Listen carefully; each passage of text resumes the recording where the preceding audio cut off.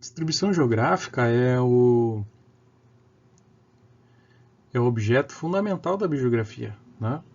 Então, as espécies elas ocorrem numa região e a gente tem essa estimativa do local onde elas ocorrem, tá?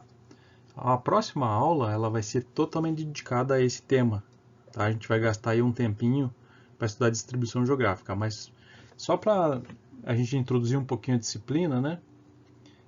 A distribuição geográfica ela tem vários aspectos. Primeiro, ela pode ser uma área limitada ou abrangente. Limitada que significa que seria uma área pequena e a espécie estaria restrita a uma região só.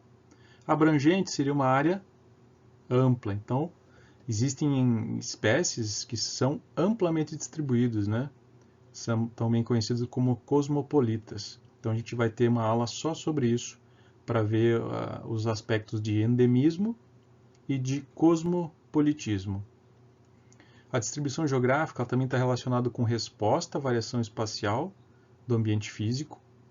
Então, clima, solo, temperatura da água, salinidade, luz, pressão. E a gente considera que a variação do ambiente físico não é aleatória, não é ao acaso que ocorrem as variações. Tá? Então, elas têm uma relação, uma correlação, muitas vezes, né? Às vezes a relação não é causal direta, mas tem uma relação da distribuição geográfica com as variáveis ambientais.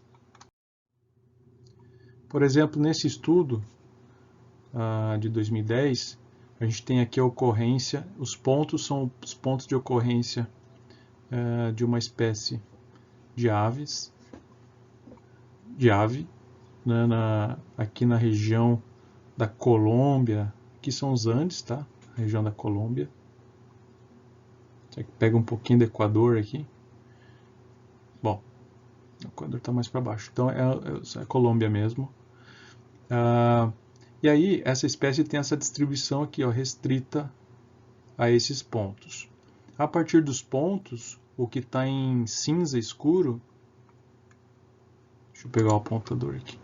O que está em cinza escuro é uma estimativa da área baseado numa modelagem, a gente vai ver isso na próxima aula. Como que faz isso? Como que a partir de pontos a gente estima uma área. E aí os autores estão preocupados em entender, né, tentar entender por que essa espécie tem essa distribuição aqui. Por que ela tem essa área, por que é esse tamanho e por que há limites. Então essa linha preta em cima e embaixo são os limites da distribuição. Eles estão todos ao longo da cadeia dos Andes, da Cordilheira dos Andes, certo? Então os autores foram investigar, por exemplo, aspectos da elevação, né? Então, como que a elevação varia na região, como que o clima varia na região. Então aqui a gente tem um clima frio, frio e seco, quente, quente e seco, quente e úmido, né? Como que está relacionado esses limites com esse tipo de clima. Também com as demais espécies. Então, como eles estavam estudando várias espécies de aves, né? 56 espécies, como que os limites se dão, porque pode ter alguma interação entre as espécies, né? Uma competição, ou... Então, como que se dá essa relação? Quais são os limites das áreas? E será que eles explicam a área de distribuição da espécie? Então, isso foi rapidamente, né, uma introdução. A gente vai ter uma aula só sobre distribuição geográfica, que é um ponto fundamental para a biogeografia.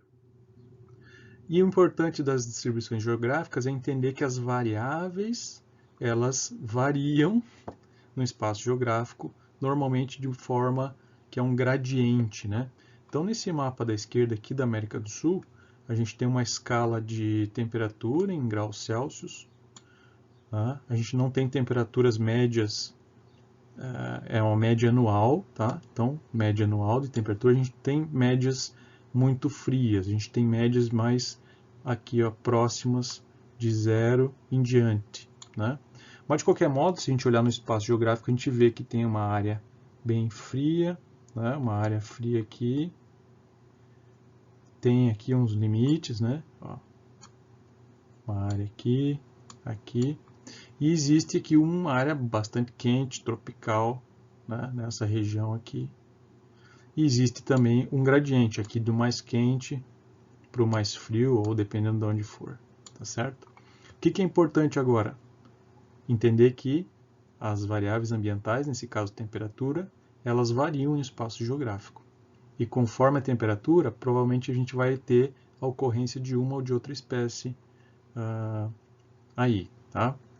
Só para fazer uma análise mais local, aqui eu peguei um mapa de Cidade de Leste, de Foz do Iguaçu, Cidade de Leste, com a topografia, tá? E os rios, né? Então pode ver que até numa escala local a topografia ela varia, é uma variável importante, ela varia também em formas de gradiente. Qual que seria a outra variação? Em forma de abrupta. Então dificilmente, né, às vezes acontece para relevo, mas dificilmente você vai ver assim uma temperatura que é baixa e no ponto seguinte ela é alta. Então, essa característica abrupta, ela é rara. Né? Se você ver aqui na Cordilheira dos Andes, é a parte mais abrupta. É aqui, ó, ao longo da cordilheira. Por quê? Porque ali sim é uma variação grande de altitude que, por consequência, muda a temperatura. Então, tem uma variação grande aqui.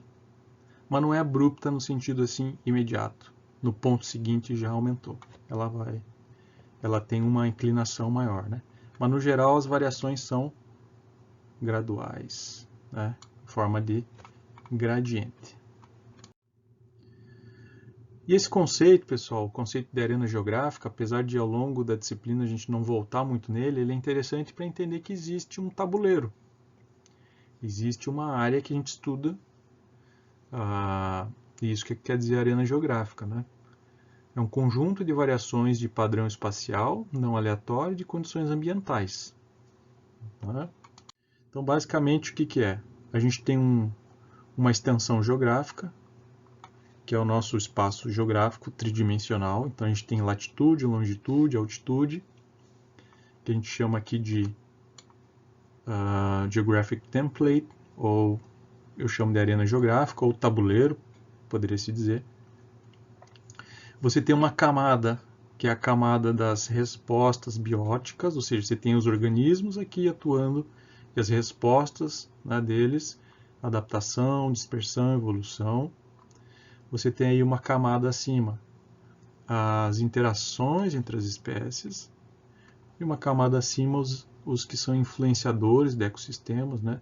É um caso específico, na verdade, quando tem espécies que modificam o tabuleiro, né?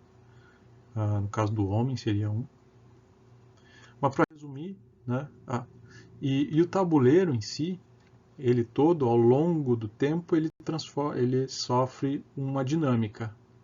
Tá? Então, ao longo do espaço geográfico, o tabuleiro ele sofre dinâmicas. Aqui tectônica de placas, aqui surgimento de montanhas, mas pode ser nível do mar, pode ser processos oceanográficos, mudança climática, né, o que tiver. Né?